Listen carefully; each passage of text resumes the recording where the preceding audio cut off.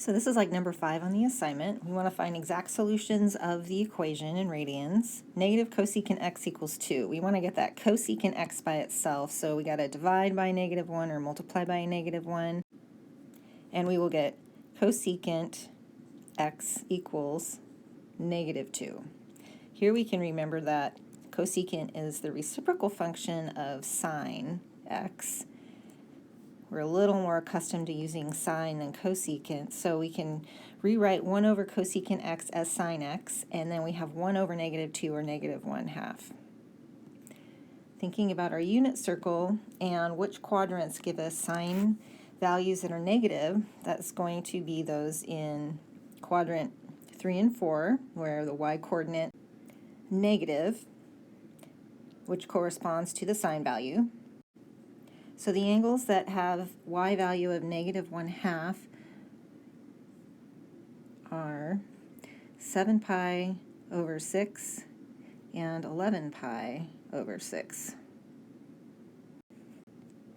Our solutions are x equals 7 pi over 6 plus n times 2 pi, and x equals 11 pi over 6 plus n times 2 pi. XYZ homework sets this up for you that you just need to put in the fraction.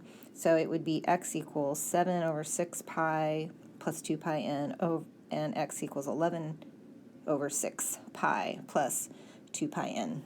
This problem is like number 6 from the assignment. We want the exact solutions of the equation. Negative cotangent x equals 1 over square root 3 equals 0. So we want to get that cotangent by itself. So let's first subtract 1 over square root 3 from both sides. So we get negative cotangent x equals -1 over square root 3. We can multiply or divide both sides by a -1, and we're going to get cotangent x equals a positive 1 over square root 3. Use the fact that cotangent is a reciprocal function for tangent. So 1 over cotangent is equal to the reciprocal of 1 over square root 3. So we get tangent x equals the reciprocal of 1 over square root 3, which is just square root 3. So we've got tangent is positive. That's going to happen in quadrant 1 and quadrant 3. And where we have got a y over x of square root 3 is going to be the angles pi over 3 in the first quadrant and 4 pi over 3 in the third quadrant.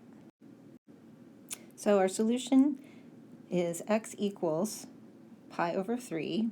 And because we've got tangent and the period is pi, we can write this as x equals pi over 3 plus multiples of pi.